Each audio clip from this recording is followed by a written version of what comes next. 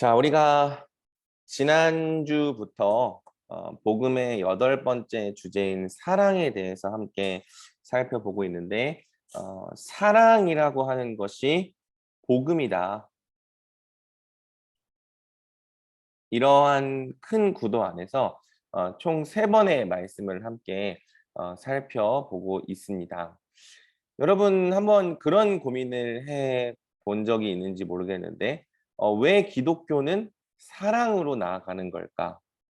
기독교를 잘 믿는다는 것, 또 성숙한 믿음을 갖고 있다는 것은 결국에는 사랑하는 사람이 된다는 뜻이라고도 할 수 있죠.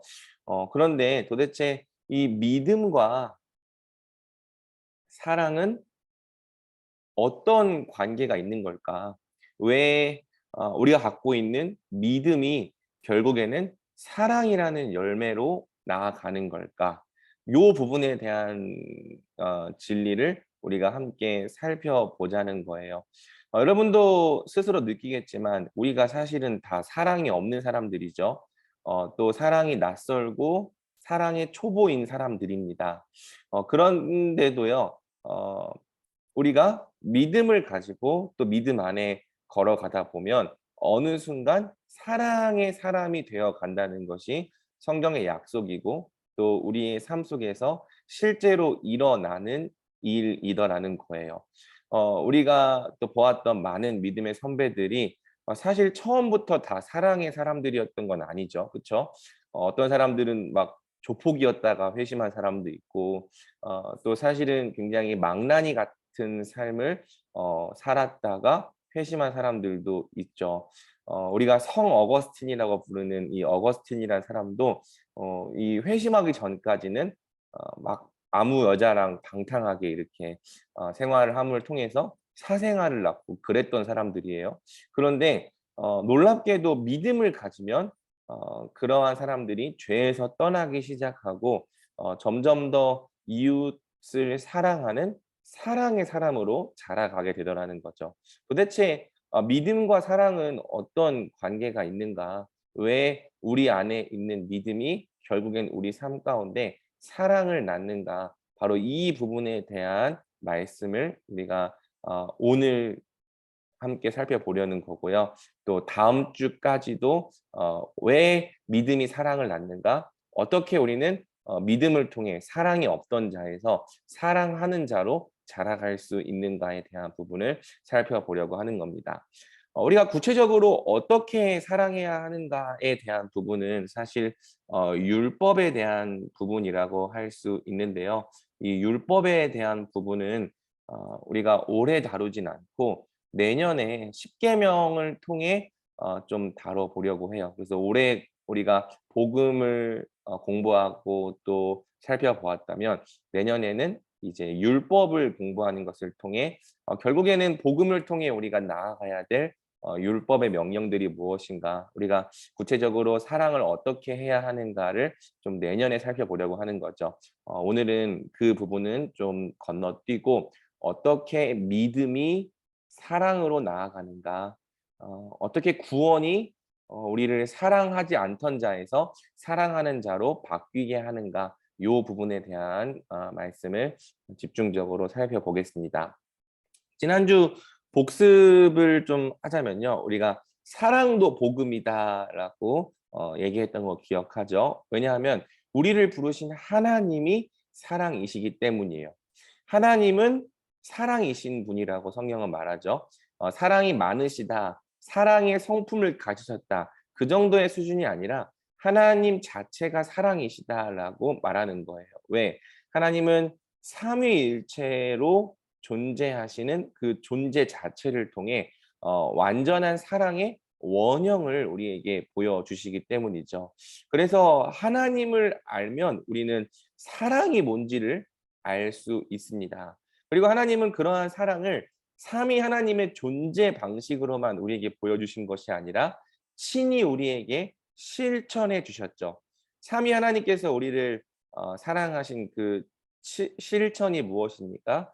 바로 하나님의 독생자 예수 그리스도를 우리에게 내어 주신 거예요. 아들의 생명을 우리에게 주심으로 우리에게 생명을 주시고 우리를 다시 살리시는 그 십자가 사랑을 우리에게 친히 보여주시고 또 가르쳐 주신 거죠. 그러한 하나님께서 우리를 또한 하나님을 닮은 모습으로 사랑하도록 창조하신 겁니다. 또 하나님을 닮은 모습으로 사랑하도록 구원하시기도 한 거죠. 그래서 하나님께서 사람에게 기대하시는 삶은 결국에는 사랑이라고 말할 수 있어요. 사랑이 곧 선이고 사랑이 곧 의이고 사랑이 곧 거룩인 거죠. 그래서 사랑하는 자는 하나님의 말씀을 다 이룬 자라고 성경은 말하는 거고요. 반대로 사랑하지 않는 자는 그의 외형이 얼마나 거룩하고 또 경건해 보이든지 그는 하나님의 모든 뜻을 다 어긴 자라고 성경은 말하는 것입니다. 하나님은 누구든지 복음을 믿고 구원받은 자에게 하나님을 닮은 사랑을 회복해 주시겠다고 약속하시죠. 그래서 구원받은 백성이란 이렇게도 정리할 수 있을 것 같아요. 다시 사랑할 수 있게 된 백성. 사랑할 수 없던 자에서, 사랑에 무능력하던 자에서 다시 사랑할 수 있게 된 백성이 바로 구원받은 백성이다. 또한 온통 왜곡되고 오염된 관계와 사랑으로 가득한 이 세상에서 다시 하나님을 닮은 사랑을 행하고 또 그 사랑을 보여주고 그 사랑을 우리 관계 가운데 임하도록 부르심 받은 자들이 바로 우리다. 이렇게 좀 사랑의 관점에서 구원을 정의해 볼 수 있을 것 같습니다. 자, 그러면 이제 예수님을 믿는 믿음이 우리를 어떻게 사랑하게 하는가? 요한일서 2장 6절로 먼저 접근해 나가는데요. 요한일서 2장 6절은요. 우리가 사랑할 수 있는 근거를 예수님과의 연합에서 찾습니다. 요한일서 2장 6절을 한번 같이 읽어보는 게 좋겠죠. 요한일서 2장 6절. 제가 한번 읽어보겠습니다. 그의 안에 산다고 하는 자는 그가 행하시는 대로 자기도 행할지니라. 아멘. 자, 하나님의 백성들이 사랑할 수 있는 이유가 뭐냐면요. 첫 번째로 그의 안에 산다고 하는 자, 그의 안에 살기 때문이고요. 또 그가 행하시는 대로 자기도 행할지니라. 예수님께서 행하시는 대로 자기도 행하게 되기 때문이다라고 말하는 거죠. 그래서 여러분, 우리가 사랑할 수 있게 되는 근거가 어디서부터 나오는 것이냐면 바로 예수님이 우리 안에 사신다. 이 예수님과의 연합에서부터 우리가 사랑할 수 있는 근거가 나오는 거예요. 그의 안에 산다고 하는 자는 그가 행하시는 대로 자기도 행할지니라. 사랑이신 예수님이 우리 안에 사시고 우리 안에서 사랑을 행하시는 거죠. 그래서 예수님 안에 사는 자들은 예수님이 사랑하심과 같이 우리도 사랑하게 되는 겁니다. 우리가 사랑을 부담스럽게 여기고 또 힘들게 여기는 이유는 뭐냐면 사랑할 수 있는 근거를 우리 자신의 능력과 자질과 성향에서 찾기 때문이에요. 그쵸? 그러니까 나는 사랑이 없다고 느껴지는데 그 사랑을 내 힘과 내 능력과 내 어떤 이 자질 또 성향에서 해야 된다고 이야기를 하고 생각을 하면 우리가 사랑한다는 것이 굉장히 어렵고 또 힘들고 불가능한 일처럼 다가오게 되는 거죠. 하지만 성경이 분명하게 우리에게 말해 주는 것이 있는데 바로 사랑할 수 있는 근거는 우리가 아니라 예수님께 있다. 사랑은 노력과 의지의 문제이기 이전에 구원의 문제이고 우리의 존재가 바뀌었느냐의 문제라는 거죠. 우리는요. 우리의 힘과 노력으로 사랑할 수 있는 게 아니라 예수님 안에서 구원받아야 사랑할 수 있는 거예요. 예수님 안에 있는 자가 되어야 사랑할 수 있는 거고요. 또 우리의 존재가 바뀌어야 사랑할 수 있는 거죠. 전에는 죄와 허물로 죽었던 자에서 이제는 예수님 안에 살고 예수님과 연합하고 예수님의 생명을 가진 존재로 거듭나야만 사랑할 수 있는 겁니다. 그래서 요한일서 2장 5절은요. 그 역도 성립한다고 말해요. 자, 요한일서 2장 5절은 어떻게 말합니까? 누구든지 그의 말씀을 지키는 자는 하나님의 사랑이 참으로 그 속에서 온전하게 되었나니 이로써 우리가 그의 안에 있는 줄을 아노라. 이게 무슨 말이에요? 그의 말씀을 지키는 자, 그가 말씀을 지킨다는 것 자체가 하나님의 사랑이 그 속에서 온전하게 되었다는 증거라는 거죠. 그래서 누군가가 예수님의 말씀대로 사랑한다면 그가 예수님 안에 있는 사람이구나를 우리가 알 수 있다는 것입니다. 그래서 역도 성립한다. 사랑하는 사람은 예수님 안에 있는 사람이다. 그러니까 예수님 안에 있는 사람이 반드시 사랑하게 되는 것처럼 사랑하는 사람은 예수님 안에 있는 사람이다. 이것이 요한일서가 갖고 있는 가장 이 중요한 메시지이죠. 그래서 우리가 사랑하기 위해서 먼저 필요한 것이 무엇이냐면 바로 믿음이에요. 무슨 믿음이냐? 나는 할 수 없지만 내 안에 사시는 예수님께서 나를 사랑하게 하신다. 이 믿음이 우리에게 필요한 거죠. 자, 예수님은요, 가지가 열매를 맺는 비결이 가지에게 있다고 말씀하시지 않으십니다. 그렇다면 가지가 열매 맺는 비결이 어디에 있습니까? 바로 포도나무이신 예수님께 있다고 말하는 거죠. 예수님께 붙어 있는 가지는요, 아무리 볼품없고 연약하고 초라한 가지일지라도요, 반드시 열매를 많이 맺게 됩니다. 시간의 문제인 거지, 예수님께 붙어 있는 가지는 반드시 열매를 맺는 거죠. 반대로 예수님께 붙어 있지 않는 가지는요, 우리가 겉으로 보기에 아무리 크고 튼실하고 또 어떤 이 자질과 잠재력이 많아 보일지라도 결코 열매를 맺지 못합니다. 왜? 말 그대로 예수님께 붙어 있지 않기 때문이에요. 예수님께 붙어 있지 않는 가지는 그의 재능과 잠재력과 능력이 어떠하든지 열매를 맺는 자리까지 나아갈 수가 없는 거죠. 그래서 우리가 사랑하기 위해서 필요한 것이 무엇이냐? 예수님을 믿으라고 성경은 말하는 거예요. 너희가 하는 거 아니다. 너희 안에 계시는 예수님이 너희를 열매 맺게 하신다. 너희 자신에게 사랑할 수 있는 능력과 자질과 성품이 있는 게 아니다. 그런데 너희 안에 사시는 예수님에게는 사랑할 수 있는 모든 힘과 능력과 지혜가 있으시다. 그러니 너희가 예수님께 붙어 있는 자가 되었다면 반드시 너희가 사랑하게 될 것도 믿으라. 너희 자신이 아니라 예수님을 믿는 자가 되라. 성경은 이렇게 이제 말하고 있는 거죠. 그래서 믿음이 필요하다. 믿음, 결국에는 예수님을 믿는 믿음이 우리를 사랑으로 자라가게 하는 겁니다. 자, 이 이야기를 조금 더 구체적으로 우리가 살펴보기 원하는데요. 이번에는 로마서 6장의 논리를 가지고 제가 어떻게 믿음이 사랑을 낳게 하는가. 사랑하기 위해서는 믿음이 필요하죠. 왜냐하면 진리를 믿는 믿음이 우리 안에 사랑을 낳기 때문입니다. 자, 신자가 사랑하기 위해서 반드시 믿어야 할 진리가 무엇인가?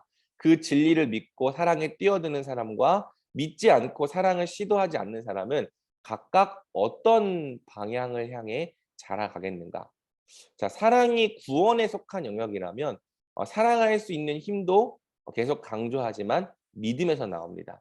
사랑하기 위해서는 믿음이 필요한 거예요. 믿음이 사랑을 낳는 거죠. 자, 신자가 믿어야 할 진리는 무엇이냐? 바로 예수님께서 우리를 위해 죽으심으로 우리가 죄의 권세와 지배 아래에서 벗어났다는 것입니다. 또한 예수님께서 우리를 위해 다시 사심으로 우리 안에 사랑할 수 있는 새 생명이 심겼다는 거죠. 그 두 가지를 믿어야 되는 거예요. 더 이상 우리가 죄의 권세 아래서 종노릇하지 않는다. 그리고 이제 우리 안에는 사랑할 수 있는 새 생명이 심겼다. 말씀을 좀 같이 보면 좋겠는데요. 이게 좀 넘어갈 때 많이 렉이 걸려 가지고 여러분 좀 보기 불편하죠. 로마서 6장 11절 6장 11절 전에 로마서 6장 4절, 5절, 6절 제가 읽어보겠습니다. 그러므로 우리가 그의 죽으심과 합하여 세례를 받음으로 그와 함께 장사되었나니 이는 아버지의 영광으로 말미암아 그리스도를 죽은 자 가운데서 살리신과 같이 우리로 또한 새 생명 가운데서 행하게 하려 합니다. 자, 예수님과 연합한다는 것은 우리가 예수님과 함께 죽는다는 뜻이에요. 그리고 예수님의 죽으심에 연합하면 또 어떤 일이 벌어집니까? 우리가 예수님과 함께 살아나는 거죠. 그래서 예수님과 함께 죽고 예수님과 함께 살아나는 사람은 새 생명 가운데서 행하게 되는 겁니다. 5절, 만일 우리가 그의 죽으심과 같은 모양으로 연합한 자가 되었으면 또한 그의 부활과 같은 모양으로 연합한 자도 되리라. 그러면서 6절이 뭐라고 말하냐면요. 우리가 알거니와 우리의 옛사람이 예수와 함께 십자가에 못 박힌 것은 죄의 몸이 죽어서 다시는 우리가 죄에게 종노릇하지 아니하려 함이니. 그러니까 예수님의 죽으심에 우리가 연합될 때 우리에게 벌어지는 변화가 무엇이냐? 우리의 옛사람이 예수님과 함께 십자가에 못 박히는 거고요. 죄의 권세 아래에 있던, 죄의 지배를 받던 우리 죄의 몸이 예수님과 함께 죽는 겁니다. 더 이상 예수님 안에 있는 자들은요, 죄에게 종노릇하지 않는다고 성경은 말하는 거죠.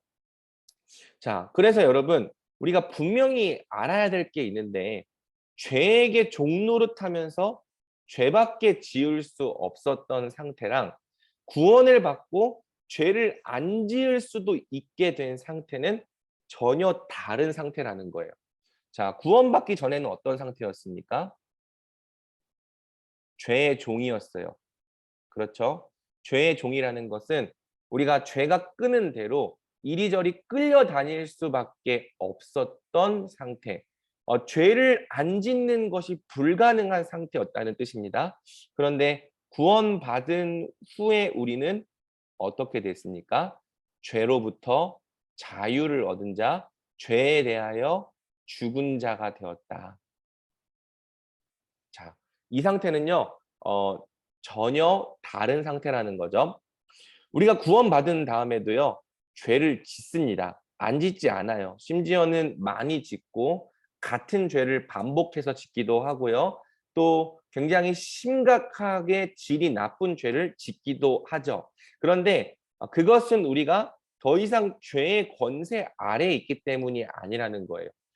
이것은 아직 구속받지 못한 우리 육체에 남아있는 죄성의 잔재 때문이라는 거죠. 그래서 신자는요, 여전히 죄를 짓기도 하지만 또 어떤 존재가 되었어요? 우리 안에 사시는 예수님과 성령의 능력으로 말미암아 죄를 이기고 선을 행할 수 있는 존재가 된 것입니다. 그러니까 예전에는 죄밖에 지을 수 없는 상태에 있었다면 이제 우리는 죄를 짓지 않을 수도 있는 상태, 그리고 선을 행할 수도 있는 상태가 되었다. 이 두 가지 상태는 절대 같지 않다. 완전히 다르다고 성경은 말하는 거죠. 그래서 성경은 우리가 여전히 죄를 짓는다에 집중할 것이 아니라 죄를 짓지 않을 수도 있는 새로운 존재가 되었다는 진리에 집중하라고 말하는 거예요. 마귀는 우리에게 속이죠. 너희가 여전히 죄를 짓기 때문에 죄의 종이고 죄의 권세 아래 있다. 그런데 우리가 그렇지 않다. 이제 우리는 전혀 다른 상태에 들어가게 되었다라는 것을 믿으라는 겁니다. 그래서 로마서 6장 11절은요. 이러한 믿음의 원리를 우리가 계속 여기라고 말해요. 이 로기조마이라는 단어가 굉장히 중요한데요.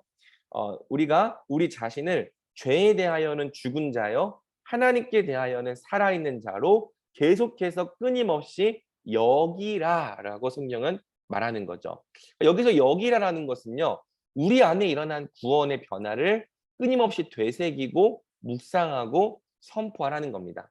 우리 눈으로 보기에는 우리 자신이 굉장히 연약한 죄인이에요. 계속 죄를 범해요. 그런데 이 눈에 보이는 현상 때문에 내가 여전히 죄의 종이야, 죄의 권세 아래 있는 자야 라고 생각하는 것은 마귀와 사탄에게 속는 일이라는 거죠. 그럼 우리가 뭘 선포해야 되느냐? 이제 나는 바뀌었다.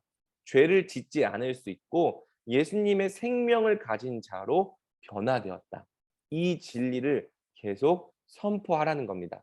예수님이 우리를 자유케 하셨고 우리에게 새 생명 주셨음을 끊임없이 여기라는 거죠. 자, 여러분, 두 가지 생각이 있어요. 그래서 나는 여전히 두 가지 생각이 있죠. 나는 여전히 죄의 종이다. 그다음에 2번 나는 비록 죄를 짓지만 새로운 존재가 되었다. 자, 이 첫 번째는요. 예수님께서 우리 안에 이루신 변화를 믿지 않는 사람들이죠. 예수님께서 우리를 죄의 종으로부터 구원하셨고 또 더 이상 죄에게 종노릇하지 않는 상태로 바꾸어 주셨다고 말하지만 여전히 내가 죄를 짓기 때문에 그것은 사실이 아니야. 나는 여전히 죄에게 속했고 죄 아래에 있는 사람이야. 예수님이 이루신 진리를 믿지 않고 그 변화를 받아들이지 않는 사람이 첫 번째 부류의 사람들이죠. 두 번째 부류의 사람들은 어떤 사람들이냐면요. 비록 죄를 지어요.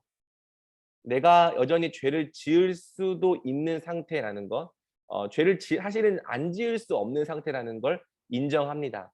하지만 또 동시에 뭘 인정하는 거죠? 더 이상 죄에게 종노릇하던 상태는 아니라는 것. 이제는 예수님이 내 안에 계시고 성령의 능력으로 말미암아 내가 예수님 안에서 사랑할 수 있는 새로운 존재가 되었다는 것을 끊임없이 믿음으로 선포하는 사람. 자, 이 둘 중에 결국엔 어떤 사람이 사랑하게 될까요? 첫 번째 사람, 나를 사랑할 수 없는 사람이야. 나는 사랑에 무능력한 사람이야. 나는 여전히 죄에 속했고 죄밖에 지을 수 없는 사람이야. 예수님께서 우리 안에 행하셨다는 진리를 전혀 받아들이지 않는 첫 번째 사람과 나는 비록 죄를 짓기도 하고 많이 넘어지기도 한 연약한 사람이지만 동시에 예수님 안에서 새로워진 사람이야. 그러니 나는 끊임없이 사랑을 시도해 볼 거고 실천해 볼 거야. 넘어질지라도 계속해서 사랑하는 자리로 나아가 볼 거야. 나는 내가 사랑할 수 있는 존재가 되었음을 믿을 거야. 이렇게 선포하는 사람. 이 둘 중에 어떤 사람이 결국에는 사랑을 향해서 자라가게 될까요? 성경은 후자의 사람, 두 번째 사람이라고 말하는 거죠.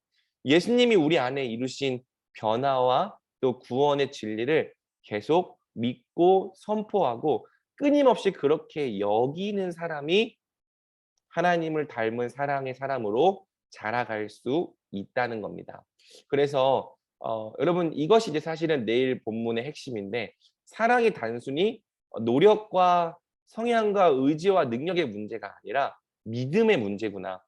예수님께서 우리 안에 이루어 놓으신 이 구원을 얼마나 신뢰하고 확실한 진리로 내 삶 가운데 받아들일지에 대한 문제구나.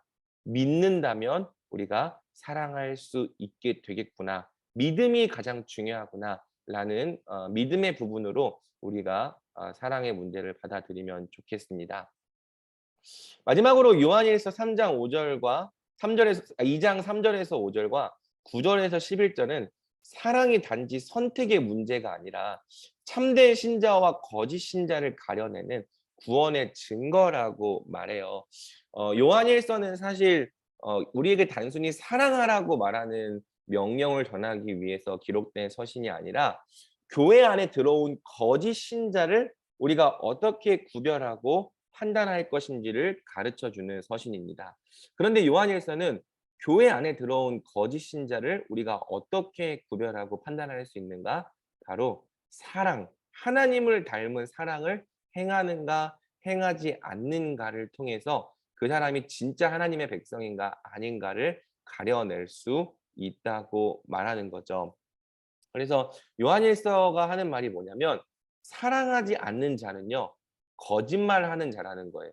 자기가 하나님을 안다고 말하면서 또 자신이 빛 가운데 있다고 말하면서 사랑하지 않고 사랑하려 시도하지 않고 사랑을 향해 자라가려 하지 않는 자는 사실상 하나님을 모르는 자요. 여전히 어둠 속에 있는 자요. 진리가 그 속에 없는 자요. 하나님과 상관없는 자라고 말하는 거죠.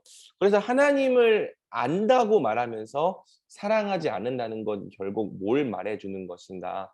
사랑의 문제를 어떻게 생각해야 되는가? 어, 하나님을 안다고 말하면서 사랑하지 않는다는 것은요. 결국 그 사람이 하나님과 상관없는 자라는 것을 나타내고 보여주는 것입니다. 물론 우리는 사랑이 여전히 부담스러울 수 있어요. 어렵게 느껴질 수 있어요. 그럼에도 불구하고 우리 안에 있는 예수님의 생명은 우리가 끊임없이 사랑을 고민하고 사랑을 시도해 보게 만드는 거죠. 오늘날 개인주의 신앙이 교회 안에 들어오므로 사랑을 필수가 아니라 선택으로 여기는 사람들이 많이 늘어나고 있습니다. 그래서 그러한 사람들은요, 사랑하기를 거부하고요, 그저 개인의 어떤 영성과 경건으로서만 신앙생활을 이어나가려고 하죠. 하지만 사랑은 절대 선택의 문제가 아닙니다. 우리가 하나님을 정말 알고 구원받았다는 증거가 사랑이에요. 하나님에게서 난 자마다 서로를 사랑하는 거고요. 사랑하지 않는 자는 하나님을 알지 못하는 자요, 여전히 어둠 가운데 있는 자라고 말하는 거죠. 그래서 마지막 이 세 번째 포인트에서는요. 사랑하지 않는다는 것이 우리에게 얼마나 무서운 경고를 전하는 말씀인가, 이에 대한 부분으로 마무리를 합니다. 적용은 이제 우리가 사랑하자는 얘기죠. 어 하나님은 새가 날 수 있게 창조하셨고 물고기가 헤엄칠 수 있도록 창조하신 것처럼 사람을 사랑할 수 있게 창조하셨어요. 사람에게 하나님의 형상을 주신 이유는 우리가 사랑할 수 있게 하신 거죠. 그래서 하나님을 닮은 사랑은 오로지 사람만 행할 수 있는 가장 영광스러운 일이기도 한 것입니다.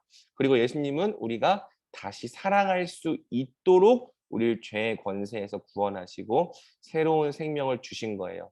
그러므로 우리가 이 진리를 믿는다면 앞으로 어떻게 살아야 할까? 함께 사랑에 뛰어들고 사랑을 향해 자라가자는 방향으로 본문을 적용해 보길 원합니다. 자, 여러분, 사랑이 복음인 이유는요, 계속 강조하지만 사랑할 수 없었던 죄인들이 사랑할 수 있게 되기 때문이죠. 자, 그리고 성경은 믿음이 사랑을 낳는다고 말하는데요. 한번 첫 번째 질문을 가지고 나눌 때는 여러분들이 생각하기에 믿음과 사랑은 서로 어떤 관계가 있는가? 무엇을 믿는 믿음이 우리 삶에 사랑을 낳는가에 대해서 한번 고민해 보면 좋겠습니다. 꼭 제가 앞에서 한 얘기를 가지고만 하지 않아도 되고요. 여러분들이 평소 생각하고 묵상하고 믿어왔던 내용을 같이 나누면 좋겠어요. 그리고 두 번째는요.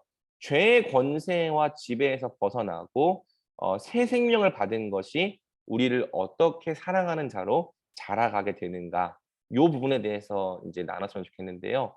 제가 내일 아마 설교에서 사슬에 묶여 있던 새 비유를 들 겁니다. 여러분 한번 생각을 해 보세요.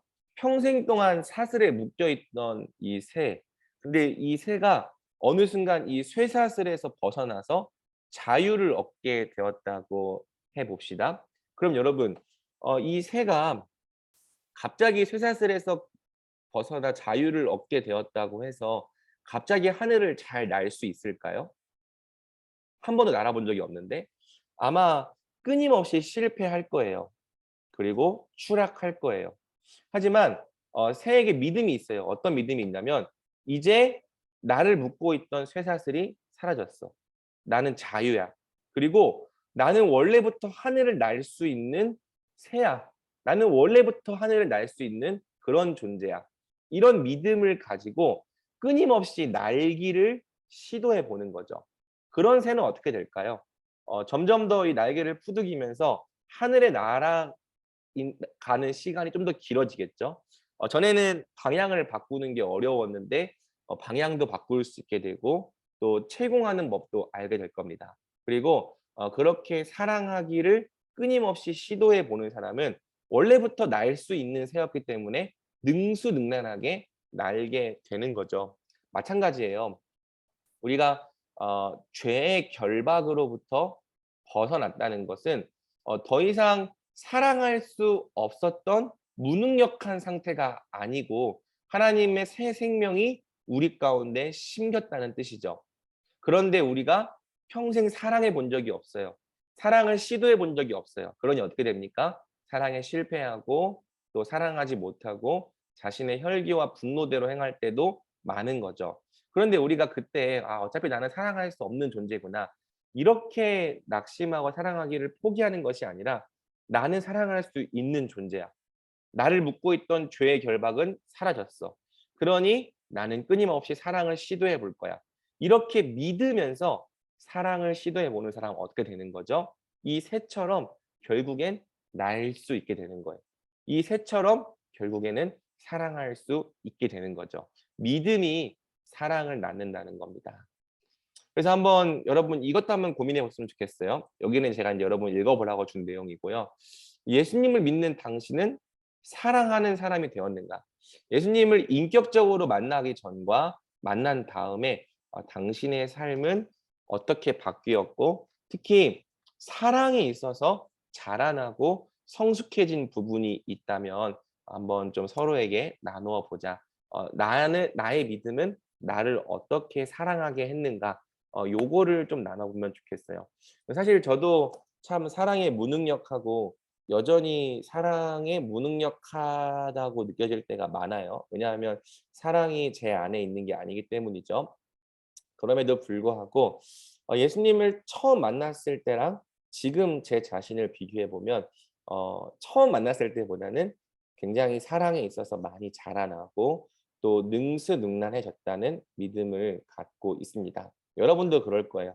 예수님을 인격적으로 만난 다음에 여러분 여전히 사랑에 연약할 수 있지만 어떻게 내가 사랑에 좀 더 자라나게 되었는지 지금 내 마음속에는 어떤 믿음과 생명이 있는지 나눠 보면서 우리가 목자로서 단순히 일로서 이 사역을 감당하는 것이 아니라 서로 사랑으로 사역들을 감당할 수 있기를 축복해 주고 사랑으로 본을 보이는 자들이 될 수 있기를 같이 기도하면 좋겠습니다.